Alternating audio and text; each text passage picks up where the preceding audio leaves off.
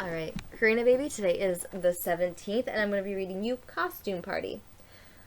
I've been to a costume party. Lots of my friends were there. Stephanie went as a sunflower. John went as a grizzly bear. William was a great as a wizard. Hannah looked just like a witch. And Martin, who came as a monster, said his costume was making him itch. David dressed up as a robot. Nicholas came as a clown. And I went as a butterfly, but my wings kept falling down. Costume party. Mama had so many costumes for you. You had Spider-Girl, you had Spider-Man, you had Elsa, you had... Well, we got them from Eva, actually. We got a whole bunch of costumes for you. I got a few of them without Eva, and then Eva gave me a bunch of costumes that were Erlen's that you fit into. And you just had a whole bunch of costumes. Alright, so the husband who was to mine the house, you also had a monkey that you used to wear a lot. Okay, so once on a time there was a man so surely and cross he just thought his wife did he just never thought his wife did anything right in the house. So one evening in haymaking time he came home scolding and swearing and showing his teeth and making a dust. Dear love, don't be so angry. There's a good man, said his goodbye. Tomorrow, let's change our work. I'll go out with the mowers and mow, and you shall mind the house at home. Yes, said the husband, thought that would do very well. So early next morning, his goody took a scanthy over her neck and went out into the hayfield with the mowers and began to mow. But the man was to mind the house and did the work at home. First of all, he wanted to churn the butter, but when he churned a while, he got thirsty and went down to the cellar and tapped a barrel of ale. So just when he knocked on the bug and was putting the tap into the cast, he heard overhead the peg came into the kitchen. Then up he ran up the cellar steps with the tap in his hand, at first as he could to look after the pig, last it should upset the churn. But when he got up, he saw a pig had already knocked the churn over, and stood there rooting and grunting amongst the cream, which was running all over the floor, and got so wild with rage that he quite forgot the ale barrel, and ran at the pig as hard as he could. He caught it, too, just as it ran out the door, and gave in such a kick that the piggy lay for dead on the spot. Then all at once he remembered he had the tap in his hand, but when he got down to the cellar, every drop of ale had run out of the cask. Then he went into the dairy and found enough cream left to fill the churn again. And so he began to churn the butter they must have at dinner. When he had churned a bit, he remembered that their milking cow was still shut up in the boar, and hadn't had a bit to eat or a drop to drink all the morning, though the sun was high. Then all at once he thought 'twas too far to take her down to the meadow, and he just got her up on the housetop, for the house, you must know, was twitched with sods, and a fine crop of grass was growing there. Now the house lay closed up against the steep down, and he thought if he could lay a plank across the twitch of the back, he'd get the cow up. But still he couldn't leave the chum, for there was little babe crawling about on the floor, and if I leave it, he thought, the child is safe to upset it.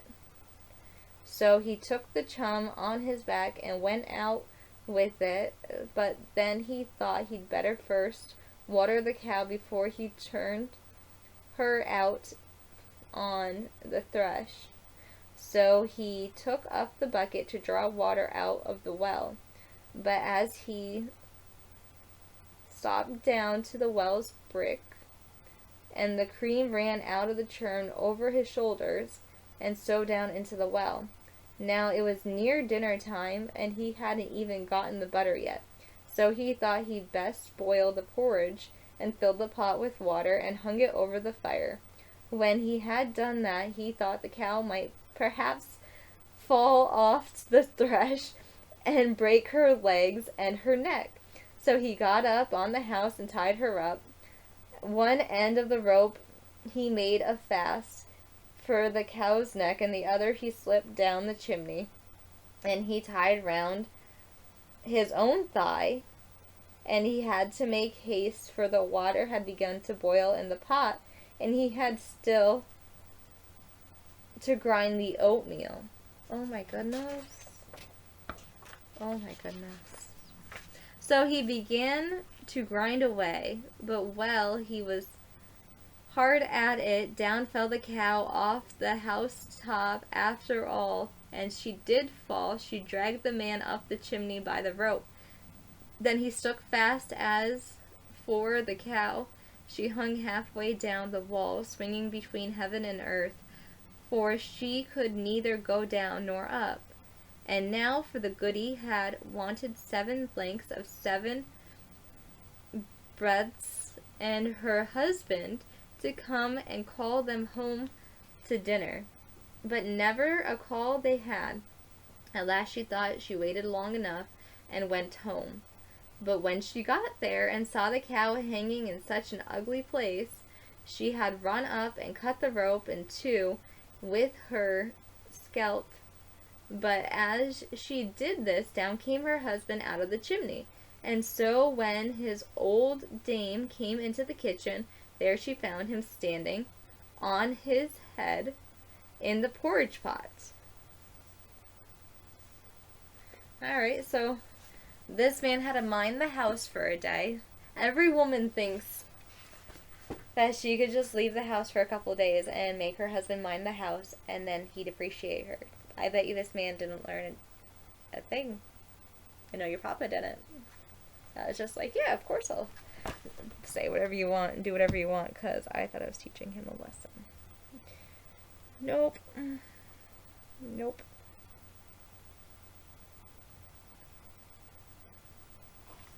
Alright, so let's do Lazy Jack. Once upon a time, there was a boy who was named Jack, and he lived with his mother on a common. They were very poor, and the old woman got her living by spinning. But Jack was so lazy that he would do nothing but bask in the sun in the hot weather and sit in the corner of the hearth in the winter time. So then they called him Lazy Jack. His mother could not get him to do anything for her at all. The last told him one Monday that if he did not begin to work for his porridge, she would turn him out and get his living as he could. Thus rose Jack, and he went out and hired himself for the next day for the neighbor's farm for a penny. But as he was coming home, never having any money before, he lost it in passing over the brook. "You silly boy," said his mamma.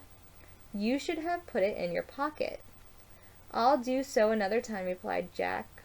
Well, the next day Jack went out again and hired himself to a cow keeper, who gave him a jar of milk for his day's work.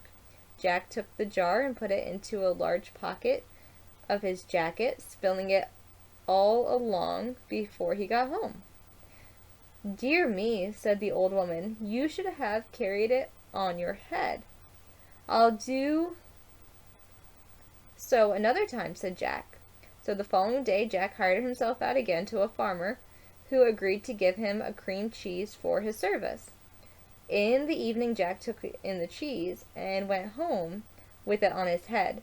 By the time he got home with the cheese, it was all spilled, part of it being lost, and part matted with his hair. You silly louse, said the mamma.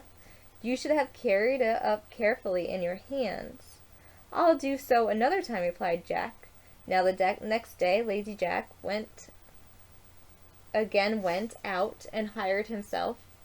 Now, Lazy Jack isn't so lazy now, is he? He's going out and he's working every single day, and he's not bringing anything home because he doesn't know how to bring it home, and he keeps listening to his mama and how to carry it, and he doesn't have any common sense, so he doesn't know how to carry anything.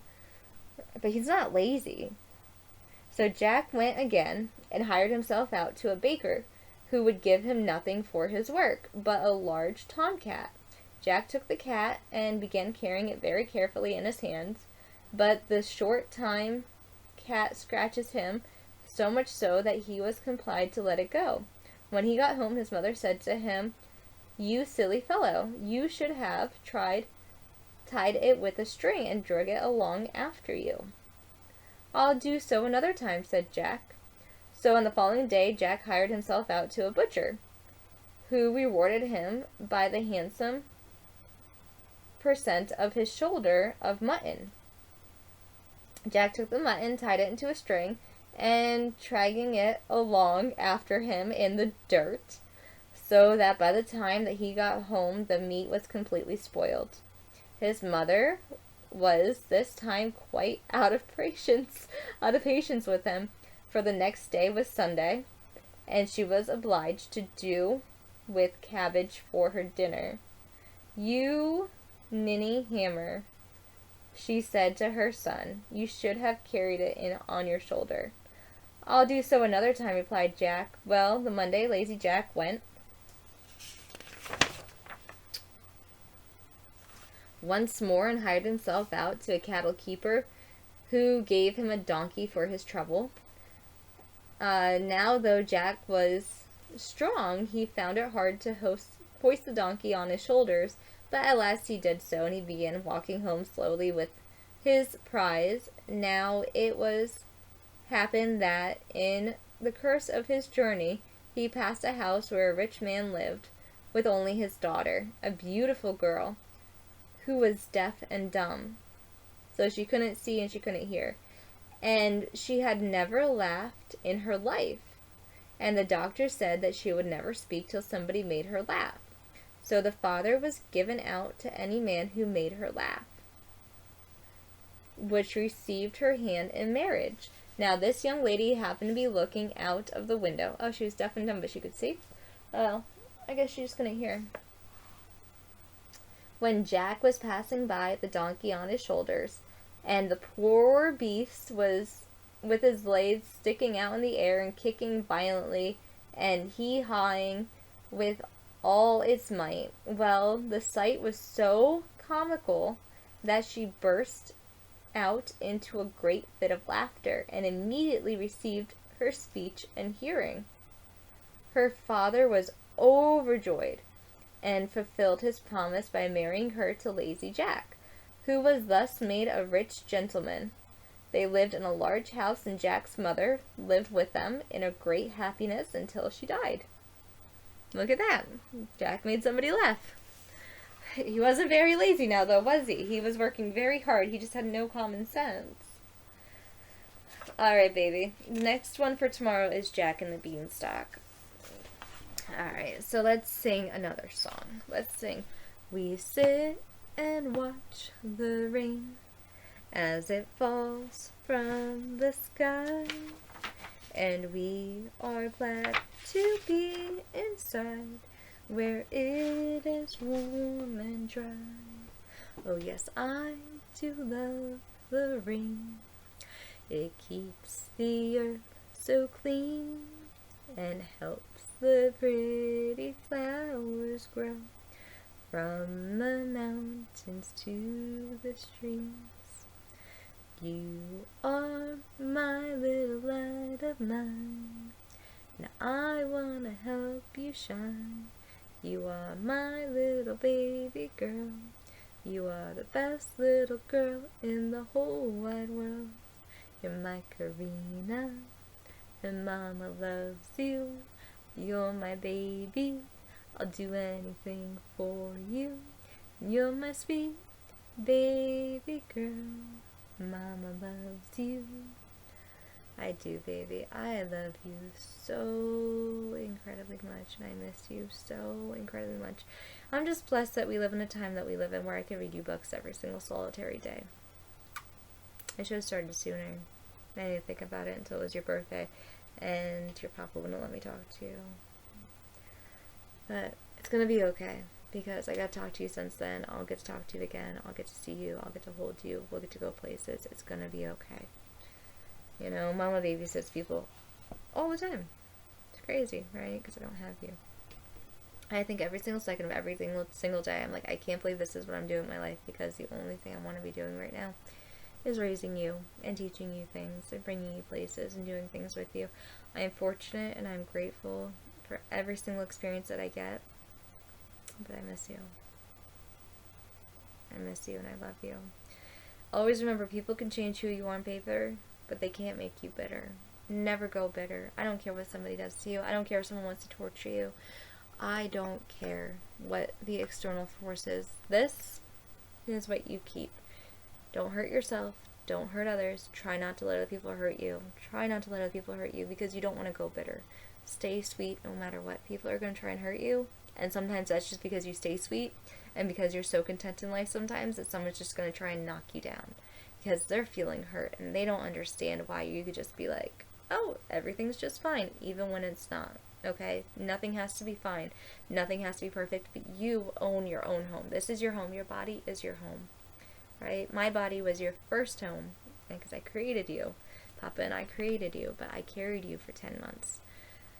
And then I got to have you. You're a beautiful, amazing, talented little girl, and I love you. I love you so incredibly much. You're my favorite little girl in the entire world. In the entire world, you're it. You're the best, and I love you, and I miss you. Alright, let's sing Lila Tove, baby. Lila Tove, and good night to you. Lila Tove, may your dreams come true. We sing Lila Tove, may Israel protect you throughout the night until we reach the morning light. I love you so incredibly much. You know that? I can't believe how much you look like me and how much you are like me. I love you and I miss you. You are so much of yourself, though. Don't worry. You are so much of yourself, and you will be so much of yourself. You might want to be a career woman. You might want to work outside the home. It's something that Mama's not willing to do. Mama doesn't work outside the home. I work inside the home. I work very, very hard inside the home. I make great meals, and I was raising you amazingly well, and Mama works incredibly hard inside the home. But because I'm unwilling to do certain things, I had to make certain choices, and I'm sorry. I was trying to teach you how to read and give you a broader range of choices if you wanted them. Doesn't mean that you have to work outside the home. You don't have to. But you have more choices. I love you. I love you so incredibly much. I love you, baby. Good night, baby.